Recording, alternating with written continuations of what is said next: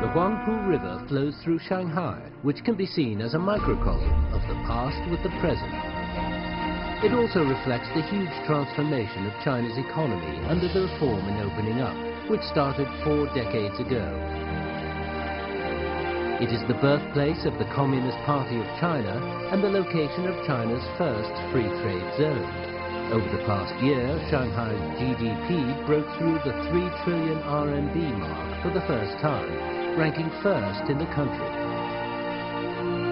The famous former colonial town has now become the gateway to the Chinese economy, the golden key to the Chinese market, and the bridge connecting China with the world. CGTN's Dialogue and the German network NDR visit today's huge metropolis, which blends historical and modern culture. After touring classical gardens and getting first-hand experience of some of Shanghai's varied history, they explore the Bund and feel the pulse of the rapid rise in China's economy. With a worrying trend of protectionism and populism in the world, how can Germany, the towering EU economic power, strengthen its cooperation with China to promote multilateralism? How will China further open its markets and promote globalization and free trade in the next 40 years? Tune into Dialogue with the World, this time in Shanghai. Tons of questions. Hi everyone, welcome back to our annual event of Dialogue with the World. I'm Yang Rui in Shanghai, a most liberal marketplace which sees the legacy of European colonialism of last century. Both sides across the Atlantic Ocean have been impressed by what China has achieved since 40 years ago, but they are not sure how China would impact the world if digital technology continues to lead the 4th industrial revolution in this country. The most important concept since our entry into the WTO in 2001 is compliance with the rules. But the rise of protectionism and unilateralism threatens to disrupt all this. How do we assess the economic dynamics of the EU and its partnership with China? Will China avoid the middle-income trap and the raging trade war? And can AI sustain China's growth?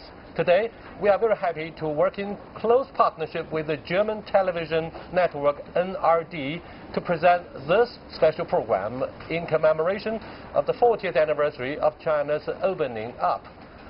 On the Chinese side, we are joined by Madame Jia Ning, Associate Professor in the Department of Accounting of Tsinghua University, or Chinese MIT, and Mr. Chen Hong, CEO and Chairman of Hainan Group. Back to you. Ray, thank you so much. It feels so good to be back on stage with you here, especially with this view onto Shanghai. Great view. Thank you. But let me first check, are you real, or are you one of these humanoid artificial anchormen, television anchormen that China just presented to the world? Artificial moderator, is that your question? Artificial intelligence is one of the topics in this megacity Shanghai. Shanghai is the golden key to the Chinese market and the bridge connecting China to the world. A world and a China which have changed in 40 years of economic reform and opening. Where will it take us to? Why did the West get China wrong? Are we on a path of cooperation, competition, or even conflict? This to me is one of the main questions deciding the world's future fate. How will China, the United States of America, and the EU shape the world? Our program is called Dialogue. We want to exchange and share arguments and openly discuss them, as we differ sometimes. Doesn't matter. With me are the German guest Sabine Stricker-Keller. She's a lawyer based in Munich and with decades of experience in China, advising to German companies in China, and also an advisor, amongst many other things, to the German Minister of Economy. And Jens Hildebrand, Managing Director of the German Chamber of Industry and Commerce in Beijing, also for more than 10 years in China, so he has lots of experience, Ray, and you might ask them any question. For a while, I thought you were taking us back to what happened before the First World War. We have just finished the commemoration of this major disaster. But despite the unpredictability brought about by the presidency of Donald Trump, I'm afraid one thing is sure, we are not going back to confrontation. Having said this, now, China has benefited enormously from the technology and investment from the European Union over the past course of 40 years. But I'm afraid it's no longer so.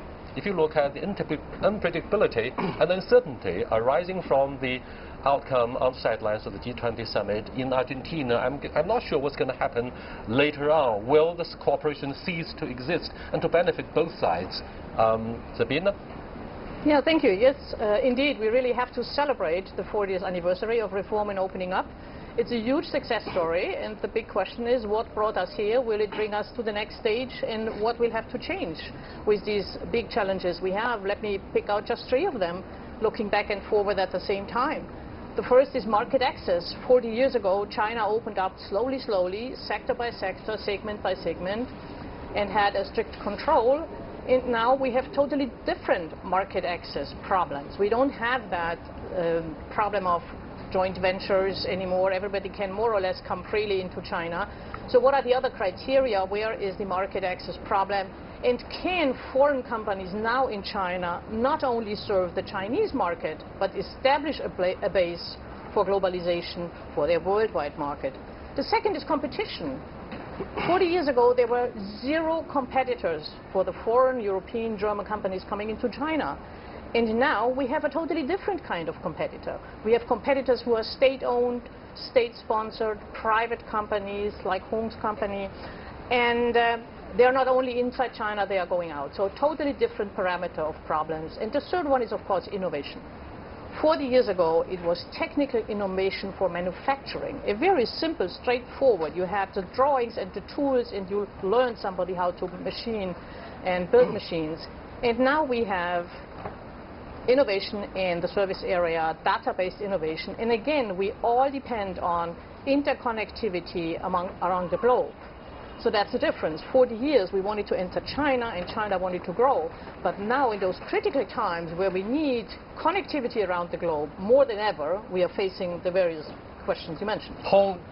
Does the insightful analysis by Sabine actually indicate that Europeans and Americans will start to disengage China, will start to delink the Chinese economy as a result? Yes. Just almost 40 years ago, I was in Shanghai when I was college students. If you look back over there, that's just a farmland. But today, look, they have the tallest buildings in the Asia Pacific. So China clearly has developed quite a bit in the last 40 years because people put a lot of heart, effort, trying to get China from a privatization period into something which is much more renaissance. So in that way, I think clearly as a country is growing big enough, as the economy is getting bigger and bigger, now it's already the second largest economy in the world, right? You're going to see companies in China also will be developing. As a result, as you mentioned, that there will be Chinese companies competing not just domestically, but also globally. But I always view that that's very, very nature. It's almost like many years ago when, you know, in the first industrial revolution, Britain was the origin of the revolution, and the second industrial revolution, the United States, Germany, and Britain participated in, third, and then the United States participated in the fourth industrial revolution. All of us probably have an equal opportunity to be part of it. So clearly you will see that the Chinese company will be starting competing with global companies, but on the other hand, global companies are going to have much bigger marketplace in China. Like Apple, probably the second largest marketplace for Apple computers is in China. A lot of hopes for the future. Jens, China is suggesting that Germany and EU should side with China against maybe the US and support multilateralism, etc. It's of course multilateralism with a Chinese appetite, meaning that China should be the center, like in a wheel. There are a lot of spokes, in former times they were called tributaries, when there's China in the wheel. After 40 years of reform, is China rather a rival or a partner? I think for German companies, it's in many ways both. For German companies, China is still the biggest market for many of them. Most important, a lot of, especially our automotive industry, is heavily dependent on the China market. But they see, as Sabine pointed out, exactly the development of China as a chance, as a second biggest world market and its development. So for the competitive side, of course, we have Chinese companies that are rather strong, and competition is good as long as it's fair. So what concerns German companies is if competition goes into state-backed competition, companies are subsidized, companies are pushed by a certain policies, and that's where we also as a German chamber and other chambers here say, hey, let's look at reciprocity and also look at playing level field that we really can enjoy a same competition. Mm-hmm. I want to follow up with that question from an educator perspective. I teach at universities in China. Tsinghua is now a globalized university. I came back to China 10 years ago. 10 years ago, my class, only 2 of them are international students. But looking at today, right, out of 100 students in my class, 50 of them are foreign students, right? So that tells you, if you want to look at the future of EU and China relationship, you have to look at the young generation. And these kids, they're in China not just to stay for a semester. They want to actually get a degree here, and then they want to actually seek for job opportunities in China. So I think that actually tells you something about the future. After 40 years, Ming, China aims to be a market economy and being registered as a market economy. Why then, are you a financial expert as well, why then does China not join the Paris Club as the G7 wanted and play by the rules of the Paris Club? If you look at the entire history of China's opening up, we want to learn the best practice from the world. We also want to cooperate with our international partners. But, as Deng Xiaoping said, we're open-minded, but at the same time, we want to stay independent as independent thinkers. But can't be a market economy in a development country at the same time? Well, I hope spokesperson of Prime Minister Shinzo Abe could be answer your question, because Shinzo Abe said a couple of years back that the G7 must be based on the common values of the member states of G7. But China, after 2008, the financial meltdown, would rather turn to G20 for more of the silver lining in shaping the roadmap of the world, the economic dynamics. What do you think, Hong? Yeah, I think I always view like China likes we call the gradual transition or evolution rather than revolution. Like Russia's shock therapy didn't do Russia very well. So what China is doing is gradually opening up the financial systems, including banks now today, and the foreign banks now can have majority control, and many others gradually, so that the system itself within China can adapt to the global needs. Because even from outside, you look, China is very, very strong. But inside China, we worry about we don't have a lot of global, the expertise in globalization. We don't have management people. We don't have a lot of other things. So I think it's a learning process. We need to give it a time. Let me ask you, Hong, whether do you think it's a linear process in a way? You say we need time. We have to develop. We are opening up in some areas. We are opening up more slowly. But is it a linear process, or does China have a different system? Because when we talk about fair competition, unfair competition inside China and outside China, we tend to say that maybe China just has a different system, which we of course have to accept, which is more state involvement. Xi Jinping says let market play the decisive role, but maybe it's not 95% market.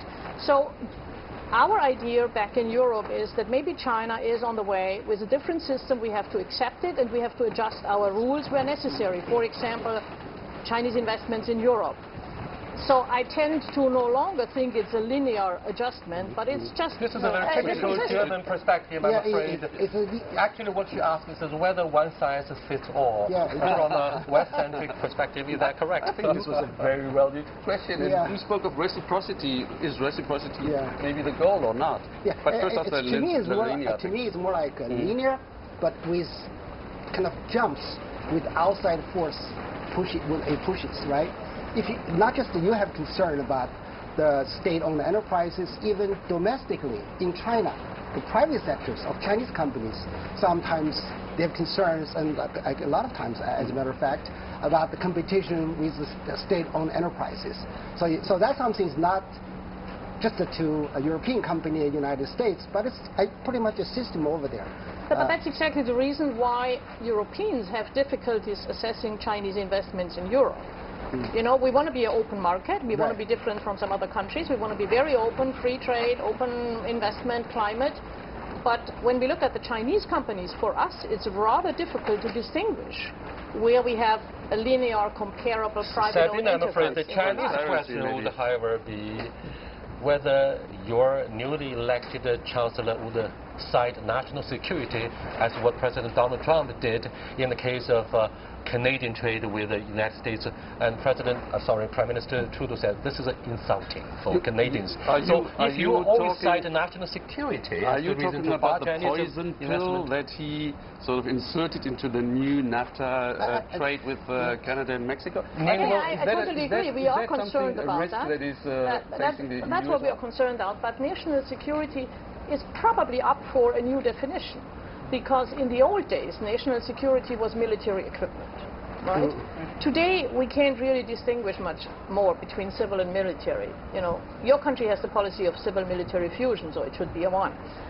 And we will probably also in Europe be up to a totally new definition, because a drone can deliver my pizza, but a drone can deliver the weapons. So what is our new idea about national security? So we probably have to very interesting, because if he's asking whether we follow the military-industrial complex and pattern of the United States, which has been so successful in launching the Cold War and in benefiting weapons that kill people, right?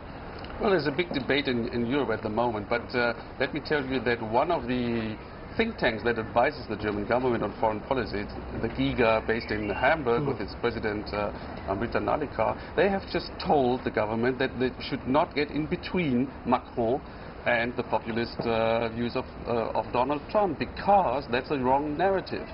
Every globalist country follows a nationalist agenda. So does China. It's in the national interest. Are you asking a question, not delivering a filibuster speech about the European policy? I'm just trying to explain something. My if you threaten with sort of populist views like in the United States, who is convincing the United States that globalism is in their national interest, that they should global climate, trade, ocean cleaning, etc.? Who can do that? I think I think if you look at the United States, Donald Trump clearly is nationalism. You know, he says, I'm a nationalist. He says over and over, I'm a nationalist. Is not really actually making the relationship between China and the United States very tricky. Actually, also making the relationship between the United States and European Union very, very tricky.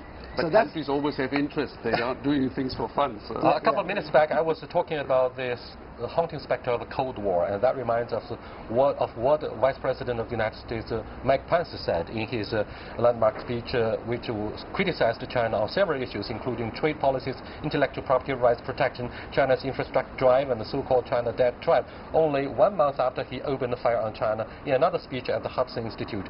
So what's going on? Jean, do you believe that we're going to have yet a new version of the Cold War? I mean, in Western countries, there's actually a lot of talk about conflict of systems. You know, I think for Germany, it's very clear our economy deeply depends on free markets and global trade. So we actually are looking into multilateral solutions to trade wars. And but what is true is that these concerns are there in Western countries. So if you look at Belt and Road, the business side says there are opportunities. Let us participate. We would like to join.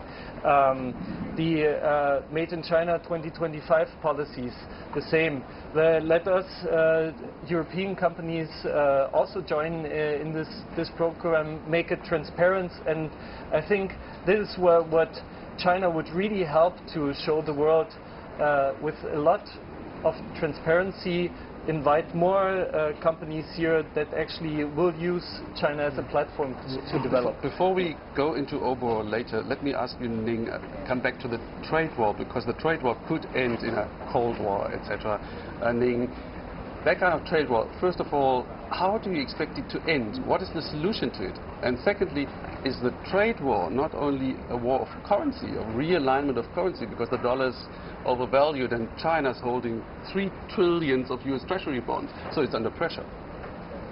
Well, I mean, this is a fairly complex issue, but I'm not an expert on trade war, but let me just say, in the last 40 years, we've seen actually more and more investment coming into China, and I think, although we have been talking about, national strategies and national concerns, but my point of view is a key issue that we have to talk about is actually the importance of localization. I mean, when foreign companies come into China making investment, of course there are policy concerns, but I think a bigger concern is, do you really understand the China market? I mean, a lot of companies I talk about, when they come to China, they don't use this localization strategy. Like Google, for example, versus Baidu. When Google came to China twice, actually, every time it just brought with the standard products that's being offered in the United States, and it basically underestimated this importance of using a high-touch distribution system in China.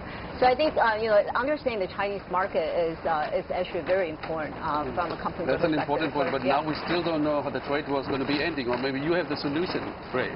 Vice President Michael Pence said a few weeks before the likely summit meeting between President Xi Jinping and his American counterpart outside lines of G20 that whether a new Cold War would break out largely depends on whether China would agree to ink an agreement that will solve a comprehensive package of issues that the Americans are seriously concerned, such as, for example, our support of the SOE. Do you believe private economies in China, or Hong, necessarily the arch rival of the SOE, or the other way around? So is it a zero-sum game for the SOE and the private economy in China? I think when the private sector in China has been growing very fast, from nearly 1% back in 1970s now to more than 50% of our GDP.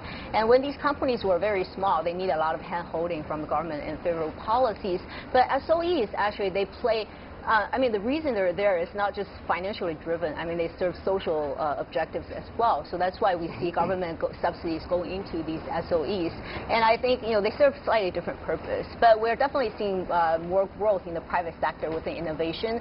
I mean, if you look at, who are the companies that are leading China's AI technology innovation, these are startup companies, private companies in China. So private sector will definitely have a very important role, and it will be a supplement to the private sector provides up to 90% of the jobs. But may I challenge Ning on that one? Sure, you said that state-owned enterprises have a social role, which is clear. Yeah.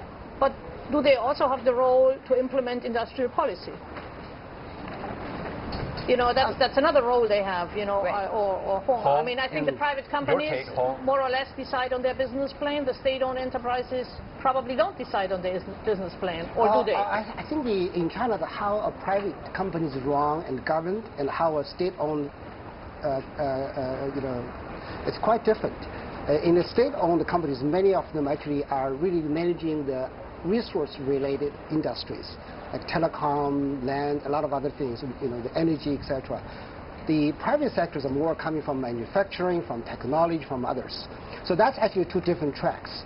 So today, the concern people generated was that when the companies are trying to raise capital, banks probably, most of them are controlled by the state, are more likely to lend money to the state-owned enterprises rather than private sectors.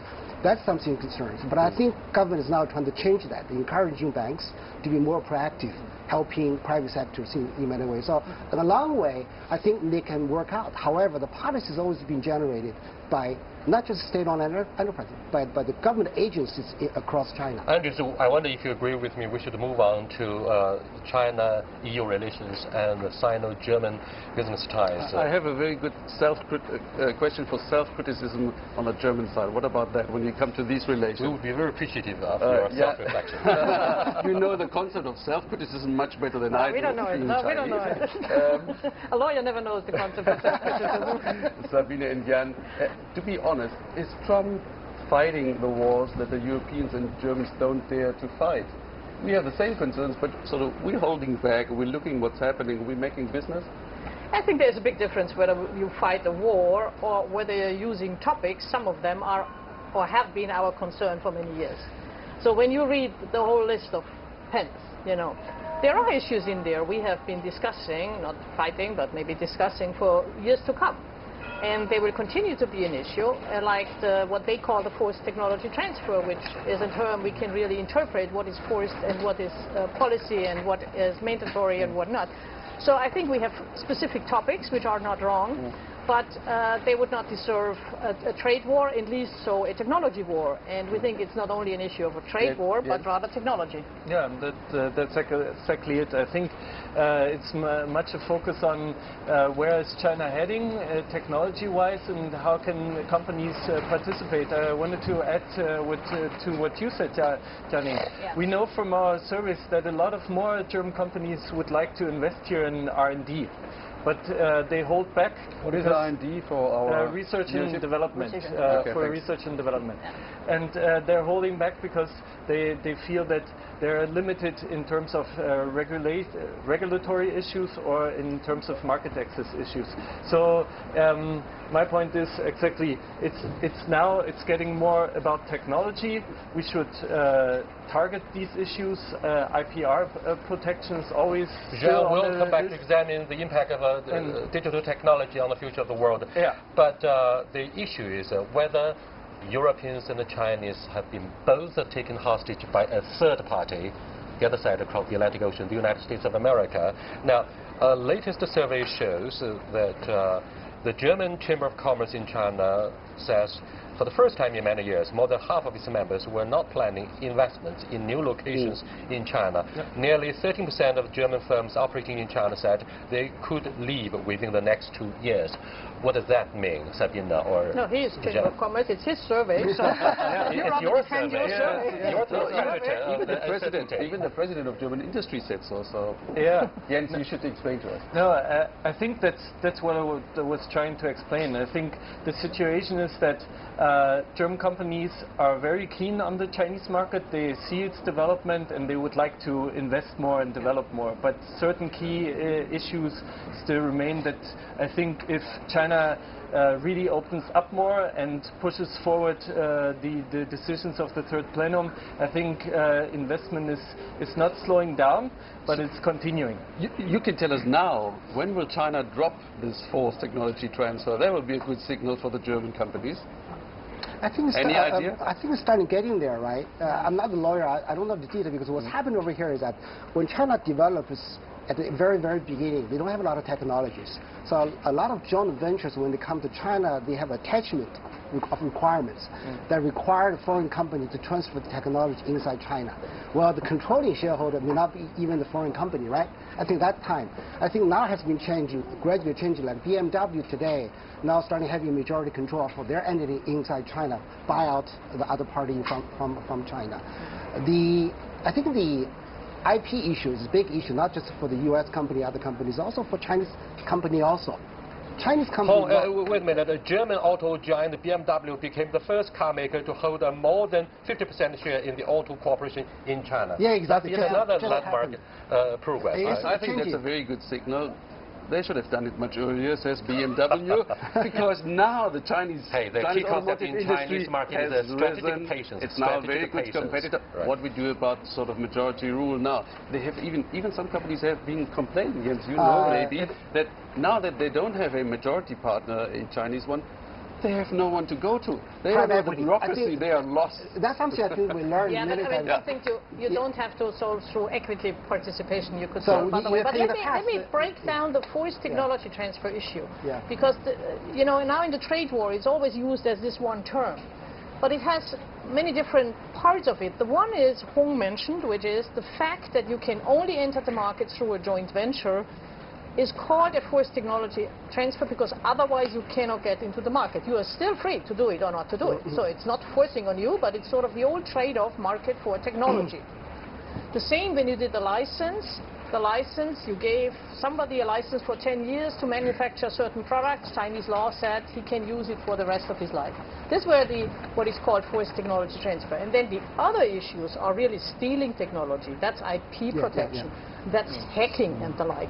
That's a different area where we really have to focus, because the market for technology thing is fading out. China will abolish it. Cybersecurity remains one major issue on the agenda for the strategic economic dialogue between the United States and China for years, since perhaps the Bush administration. Let's do a small quiz. Let's do translation about two Chinese proverbs. 愿赌服输，愿打愿挨. Okay.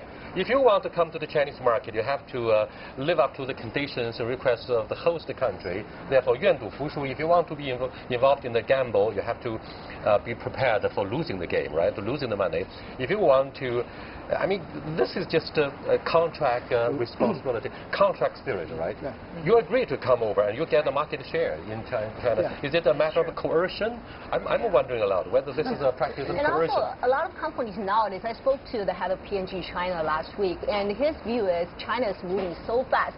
This serves as a testing ground for new technology, for new innovation, and P&G is actually taking what the company has learned in China, and there's a positive spillover effect in taking that and spill back to their home country. So, I mean, China is offering tremendous amount of opportunities that other countries cannot offer. For example, China went straight from, let's say, traditional cash payment. We skipped the credit card and straightly to digital payment, right? So this is something, if you were to try in the United States, it would never fly. But you can actually do innovation, new innovation in China. But the point really is what you said at the beginning, because we're entering a new stage of development, and so China has developed as a sort of competitor with strong companies. So in the past, yes, foreign companies, it's always a risk assessment. So you go into a market where you sometimes have to give something, you do that on a risk basis. Sure. But if the risk basis changes, of course, and that's why we have 5,200 German companies here, that the majority of them also says they're staying here because the market is important. But once the competitor game changes, of course, we need to bring up more these issues that in the past might, from a risk perspective, were not here on the agenda, but in the middle of the agenda. So now this changes. I have a question for Sabine, actually. What's going to happen to the Chinese business in the powerhouse economy of continental Europe, like Germany? For example, we have seen increasing number of acquisition cases stopped by German government. And meanwhile, German government is also addressing regulation to raise the bars for investments from non-EU nations in the name of national security. There have been investment checks invented in all over Europe for the first time in the EU. Okay. I think that's a big development. Germany is just one of the examples. Can I have your thoughts? Yeah, I mean, we still have to keep to the main principle in our DNA. Our DNA is free market, as I said before. Free market and free competition. But the question is, are we all playing by the same rules? So our problem is more a lack of transparency on the side of the Chinese investors. As I mentioned briefly before, we don't know which company is state-owned, private-owned, partly state-owned, state-sponsored, state-financed, following a China industrial policy, or whereas Mr. Hong just wanted to make money, or Hong trying to make money. So that's the first part. And that's why we don't know whether the rules we have are still okay, or whether we have to deal with a totally different system. When I come to your statistics, I mean, Germany refused very few acquisitions so far. I mean, it's not even a handful. It's far less than a handful, which have been blocked. So statistically, we're pretty much okay, But that doesn't mean going forward that we don't have to find solutions. I think the idea whether we scrutinize a 25% or a 10% or a 20% equity acquisition is not the point, because it doesn't make much of a difference whether somebody acquires 25 or 10.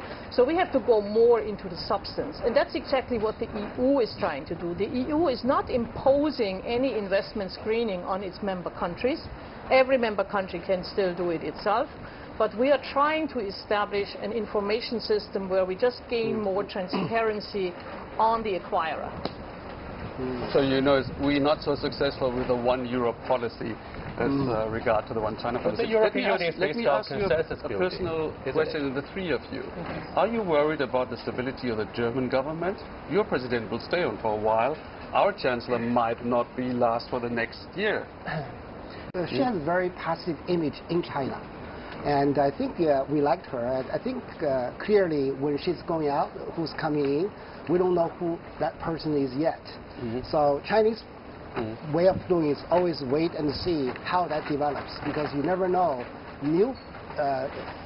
The prime minister will be her policy, or he or her policy, etc. The ones competing for the job and heading her party are advocating that China made by 2025, that is sort of a declaration of war to the German industry. So there will be possibly much stricter on it. How do you see that? I think people China nowadays talk less about the 2025. Yeah. We have the general feeling on the Chinese side that the West as a whole has overreacted to the issue or idea of 2025 based on fears that China will catch up so quickly and may one day assume digital leadership in this battle for the high ground. Is that just panic? Is that just hysteria? I mean, why? I don't think that we are scared of China's rapid rise or fear. I just don't accept that. You know, we don't mind. I mean, in the last 30, 40 years, we really loved China's rise, and it was a globalized world where everybody participated. Until the rise of presidency, Donald Trump. I don't think that we can call it a fear. It's just a question whether we are understanding each other, what nature the business is in, and whether the rules we are playing on are the same. Otherwise, we can't play the rules. That's the fear. It's not the fear of China's rise. Tell me, Sabina, do you believe that the reform of the WTO, for example, will help promote transparency concerning nature and ownership of the Chinese enterprises who are making their inroads into the German and the European market? I mean, in principle, all the international institutions and systems need some reform because they are, we are living objects and they have to be reformed. I don't know on a specific issue, but take, for example, the question of market economy status. China has a different system, and maybe some terminology we used for WTO in the past don't work anymore. Some of your concerns actually come from the debate on whether China still falls into the category of a developing country, or are we a developed nation? I mean, what's your take, Ning? My understanding is, I mean, the definition, the key word, how do we exactly define the country is less important than the substance. I mean, we really have to, going back to what we were talking about transparency, I think we do have to give China more credit in terms of raising transparency. I mean, look at capital markets. Now, I mean, one of the major agendas that has been talked about in the first 6 months of this year is we are going to internationalize and globalizing our capital markets. But to do that, we have to prepare our companies for higher quality of governance, and we have to comply with more transparent accounting standards, from an accounting profession perspective. I mean, we used to have our so-called China gap. Now we're moving more towards international accounting standards. So these are all government's initiatives to move towards, more transparency, so that allow more foreign, especially institutional investors, to be able to invest in China and also stay in China. So we are actually moving towards that direction. And going back to the IP issue, I mean, the Chinese government has tried very hard in terms of promoting the IPR, international, the IP protection. So, we produce more patents than other countries in the world, and we are protecting our intellectual capital. Let me move to the future, to artificial intelligence, where China aims to be the leading power by 2030. And leading the world in the digital world means that you are really on number one. That could be another, let's say, war zone with Silicon Valley or with other countries. How do you prevent that? Yeah, I think my PhD is in artificial intelligence, and unfortunately, many years ago, it was not useful because we don't have computing power, we have no big data, we have no storage. Now they do TV anchorman. Exactly. And now it's getting much to the point. Over here, that I think we call it artificial intelligence. You can call it the fourth industrial revolution, whatever, right? It is something where we really believe that it is coming, but slowly. It's not something there yet, but it's coming. In China, every year, $100 billion US worth of VC and private equity money are put into entrepreneurial companies, very similar in size than that of the United States. Europeans much less in those areas. So clearly, we would believe that there will be a lot of Chinese companies will be starting doing very, very good in terms of utilizing the artificial intelligence technologies, other things apply into different segments of the industry. I think that's something it is coming. But always have a view that regardless who's doing what, as long as companies in that country are generating something very useful, very, very quickly, those type of technology applications can be propagated worldwide. I mentioned, for example, the first industrial revolution was started in Britain, and the second was Britain, Germany, and the United States, right? And everybody's using afterwards. We have difficulties we in the Western world have difficulties in understanding how Chinese deal with privacy rights, because the balance of convenience and privacy rights in Germany is very strict. privacy rights are very important to people. It seems to be my experience that this is seen differently, or maybe I'm wrong. No, I think Chinese citizens and the government is just as concerned about data privacy as other countries and other citizens. I mean, if you look at the latest AI National Development Plan last year, the government actually explicitly mentioned protecting data in the right way is a top priority when it comes to developing AI technology. But having said that, one thing to remember is artificial intelligence is considered as a disruptive technology because the algorithm needs to be trained on massive amount of data, right? So the consumer in China obviously has a natural advantage because it's a large population and the current population. And it's leading in certain sectors, big data, in mobile payment, in e-commerce from 0 to 40% market share worldwide, and a couple of years, very successful. So with that massive amount of data, I mean, data protection becomes more difficult, but at least the government is aware of that issue and is trying very hard to actually protect the data privacy. My question for Hong is whether big data is a superiority or the other way around for sustainable development of e-commerce in China, since small and medium-sized enterprises may not be able to compete with the giants such as Alibaba, Tencent, and... Exactly. I think you have a very good question because China, very interesting. If you look at European countries, it's a unit. China and the United States are both continental economy. So that's why in China, very, very quickly, you can see $1 billion company, $10 billion, $100 billion company being created.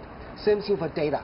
If you look at like the transaction amount of single day, the November 11th of Alibaba's trade day, that's a lot of money, right? That's over $30 billion. $30 billion US. That can buy a lot of BMW. The wife spend billions. That can buy a lot of BMWs. Or the other way around. So with that, the company with more data understand you more.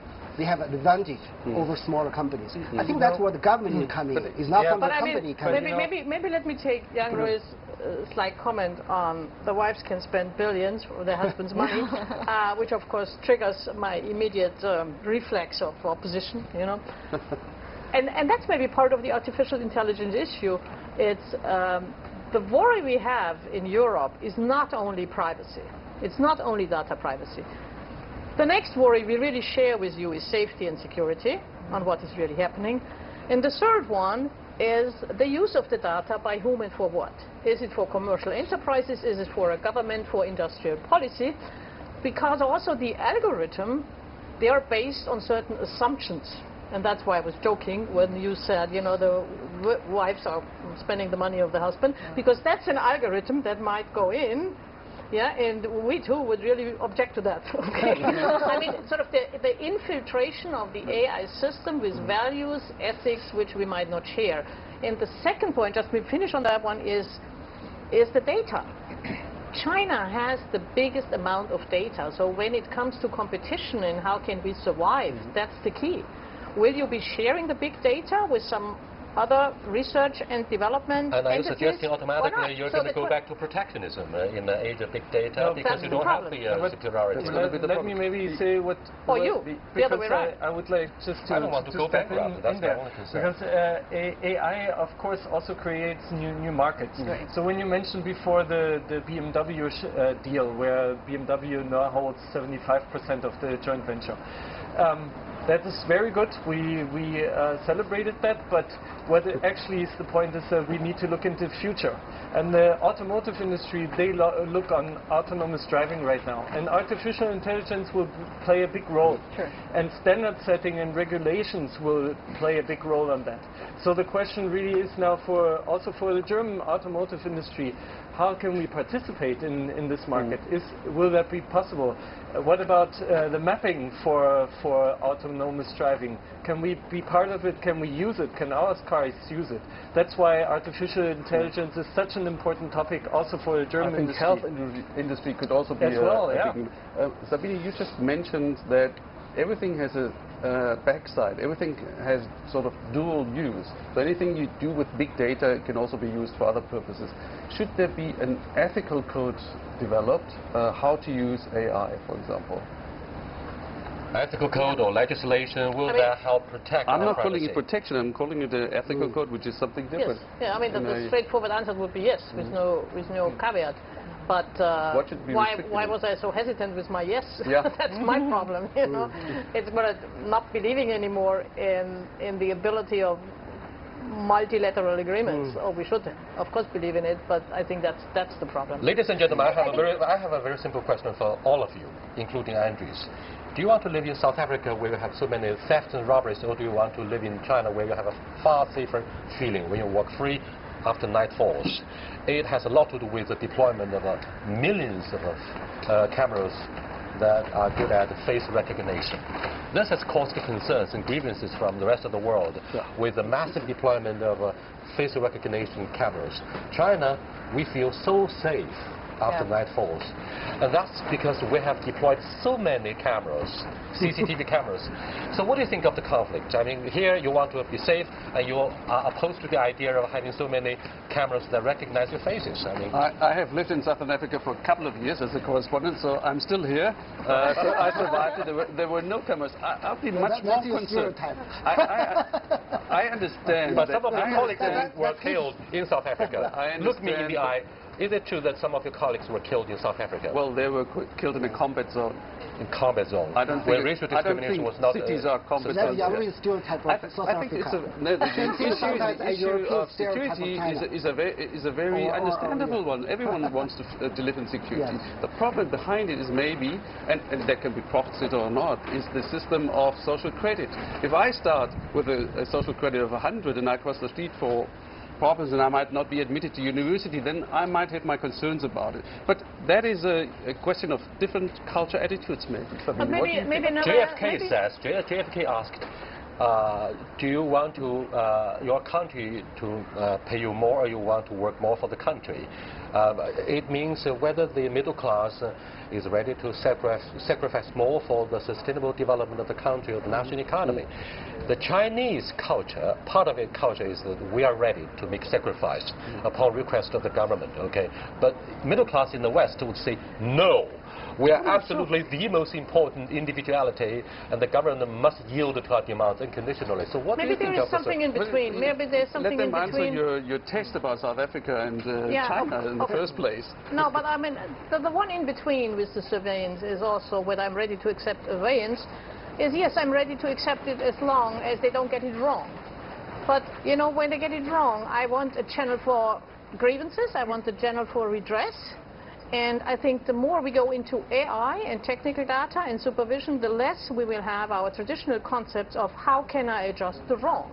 So if somebody does me wrong, if he's using my name or I'm using somebody else's car or whatever, how can I address grievances? And I think that's one of the fundamentals of rule of law, that if you can't have an institution that addresses your grievances because the technology does it for you, then I'd rather live on the top of the mountain in Bavaria and have no IT with me. I was at a face recognition company yesterday, and they checked my picture and they told me I was much younger than I really am. So there is room for mistakes. Exactly. Although I was very happy about it, of course. Yeah. But I agree. Going back to our earlier discussion, I think we do need to have a sort of international governance standard and ethics standards for the AI development. One of the latest developments happening in the United States, which actually happens at Stanford, is Stanford recently launched a new so-called human-centered artificial intelligence lab. And the key idea is, you know, last few years we've been talking too much about what AI can do, I mean, in terms of the technology. But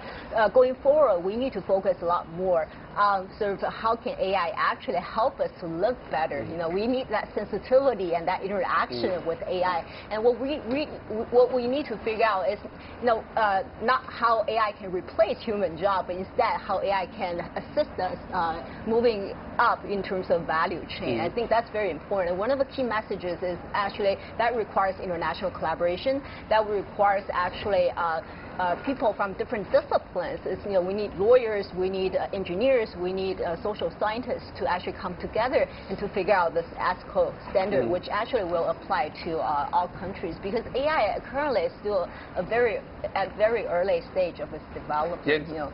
Germany has just advocated €500 million per year for the whole of Germany for the digital revolution and for AI. Shanghai aims to inject 15 billion euros or value US dollars to become a smart city. Why is the EU so lagging behind? Why is Germany so lagging behind? I think we are trying to catch up now. I think the process of realizing how important artificial intelligence is and what the fourth revolution, actually Industry 4.0, started from Germany, right? It's a German concept. Was very much focused on the industry and industrial production, and other countries like the US and China really caught it off by focusing on the consumer, so made it more human and more focused on the person. So I think that legislation and everything is lagging behind in Germany a little bit, and so we need also cooperation with the US and China on these topics. It's very important. I'm afraid today we're not only just focused on the trade war between the two biggest economies, or whether businesses between Germany, China, between European Union and China will be sustained. It's also about the larger picture, the global inequality in the age of digital technology. Now, currently, countries standing at the frontiers of AI development are mostly financially and innovatively strong ones. In other words, big economies. So the question is, what does it mean to the world if we see societal inequality getting larger due to technological inequality and advancing globalization? Sabina.